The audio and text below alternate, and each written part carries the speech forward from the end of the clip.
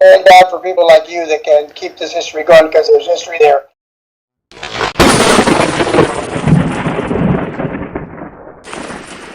Research. That's where the joy lies, and the fascination. Let the others scurry about gathering their contemporary bits of gossip. This is where the meat is found.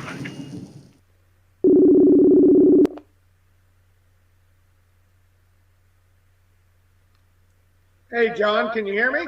Hello, Rocco. How are you doing? Excellent. Yourself? I'm very well, thank you. It's great to see you again. That is a magnificent picture in the background. Yeah, I figured you might like that. So how's the family? Everybody's good? Everyone's fine. Everyone I'm fine good. your end?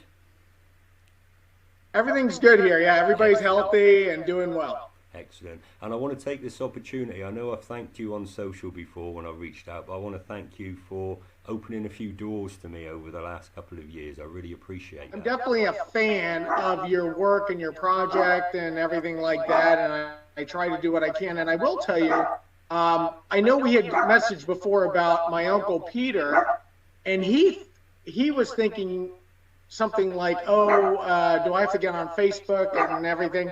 But what I think I should do is maybe give you his email, because he is open to talking to you again. I've kept him updated on your project as best I could because he's not on Facebook. And he's like, yeah, he goes, yeah, I probably was a little cantankerous that time. I was gonna say, don't feel badly. He's had a couple run-ins with writers. So you're not the first, won't be the last. I completely understand. I completely understand. I've seen the way that some people have done it before, and obviously they've taken certain things and they've blown it out of all proportion without having the other side of the story as well. So I completely get it. I completely get it. So it's fine. Yeah.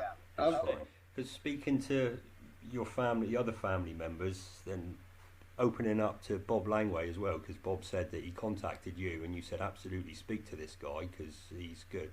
That's opened up so much research. He's, it's funny, and I think it's also great that you're able to talk to some of the other family members, because the way I like to explain it is we all, and this is in every life, in every relationship you have, we all end up having different perspectives of a person. And I like to call it like it's like a sphere. We have all different parts of our personality and everybody touches them in different ways. And I think what I've realized with talking to my family members is that we all have a little bit, we all have basically the same view of my father, but there's little differences here and there, or different interactions that they have had that kind of help, like you're trying to do, kind of complete the picture. They said you get the brother's perspective, and then you get the perspective of the sisters, which are two totally different because they see them from different angles. So that's what I'm trying to meld it all together to bring the Rocky who's in the middle there somewhere and bring him out to the fore.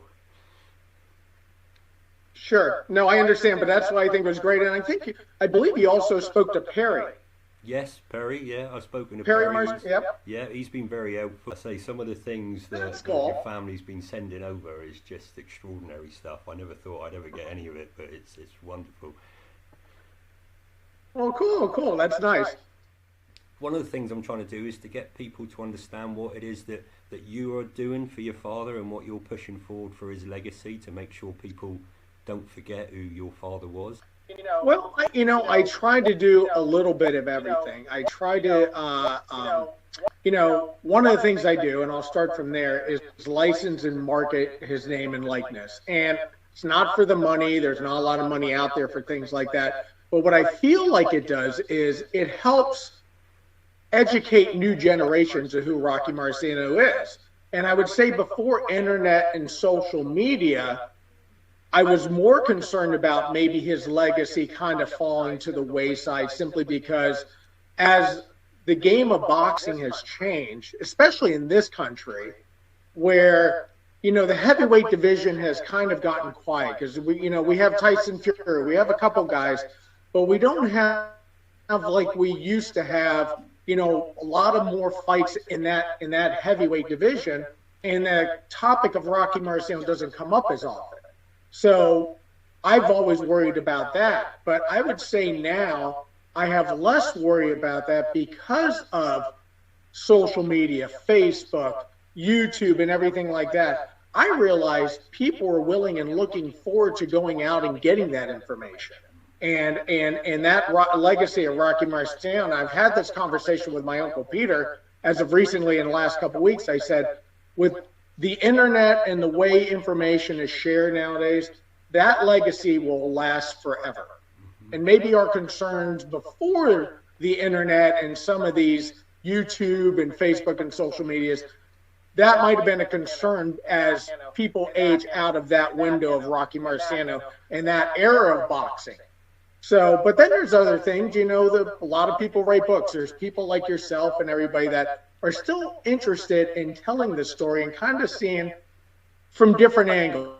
Is it just the time period when they write a story about Rocky Marciano or a book, or is it what made him tick? Or for what I get from you, it's a little bit of everything. Like you're trying to get the full painting and not just a square of the painting or a square of the story, which I find even more interesting. So I do a lot of things, I do a lot of speaking engagements when they come up. And, like I said, I'm not worried as much as I used to be maybe 20 years ago about my father's legacy and what will happen to it. I think it's very important that we tell the entire story of Rocky Marciano, that so we can actually grasp him as a complete person. So I want to make sure that I get this absolutely right. Very important story that needs to be told. Well, yeah, and you brought some things up where people may question some of his opponents or say, well, the guys he beat were older and everything like that. And there's a couple things that I would address with that. First of all, how many athletes, especially boxers of that time period, start their professional career so late in life? I mean, because of my father's desire to be a professional baseball player, boxing wasn't on that radar of his.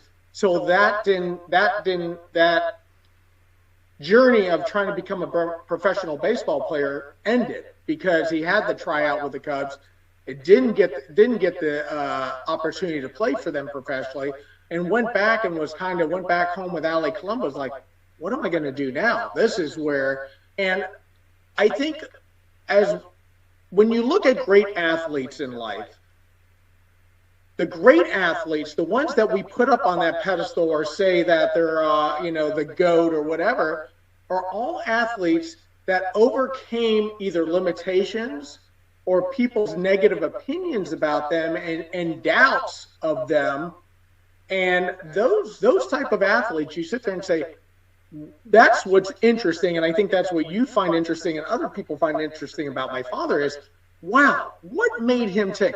What made him overcome those things? Now, I want to go back to his character. It's like one thing about my father, and you can see that through sports and through his career and through race relations as it came up, is he didn't see color.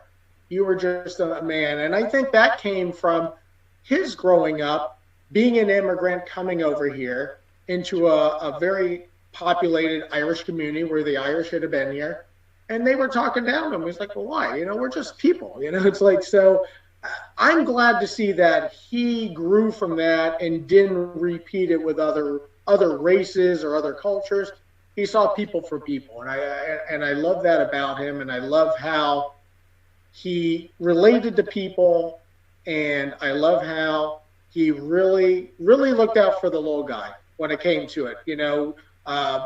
Joe Louis, for example, I just want to tell this story real quick, is when Joe Louis was having hard times with the IRS and financial issues and everything, Joe and my father ran into each other and he found out how bad it really was. He says, Joe, let me make some phone calls. And my father was the one that got Joe Louis the job at Caesar's Palace being a greeter and getting some income again.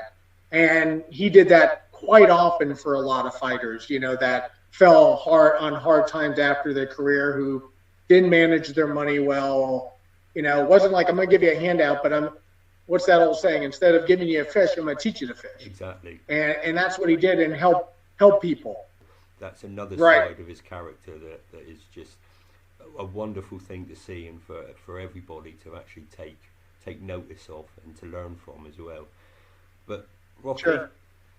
I am going to say thank you very much for your time. I've taken up almost an I hour. appreciate it. No, I love. Hopefully it won't be another 10 years before I catch up with you again on a chat. No, let's do it soon, really. I mean, because there's so many different subjects to talk about when regarding Rocky Marciano. I feel like in this conversation, we kind of tiptoed on a little bit of everything to just try to get a good summary of things, and we could go back and kind of get in a little deeper next time. Absolutely, absolutely. As I say, but I'm not going to leave it 10 years because I'm getting a bit more computer savvy this time. So, and I've got a bit of light. Good. So that's all right. Perfect. And we're all getting a little older. If I leave it another 10 years, I'll be in my 60s, and well, you're a few years older than me, but let's not say how many. No, that's okay. That's okay. You're actually the same age as my wife, so so you're a good age. It's fine. All right, I'm a good age. That's You're good. a good age. You're fine. So Yeah, you can't talk bad about my age with your wife being exactly, the same age either. Exactly. No, I can't say anything. It's absolutely it's perfect age. Rocky, thank you very much. I'm going to sign off now, and I'm going to say have a good rest of your day. Thank you for everything you've done, and I'll be in touch real soon. Thank you very much for today. I really appreciate it. All right, look forward to it, John. Take care. Be well. Thank you very much. Cheers, Rocky. Bye-bye now. Cheers. Bye. I'll try and find out how to hang up now. There we go. This is Rocky Marciano. When I held the heavyweight title, they called me the Bronson Blockbuster. You'll find out why. Thank God for people like you that can keep this history going, because there's history there. And it's history that has never been repeated. So I kind of hesitated talking to you at the beginning, but when I read the book, I changed my mind. Yeah, I'd like to see it do better. I mean, I like it, John, and I know, man, you put a lot of work into this, man, and I just would like to see you, get something out of it for your efforts and the work.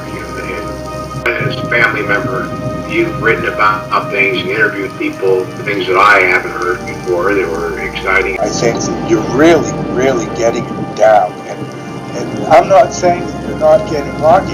You certainly are. Keep looking for that balance.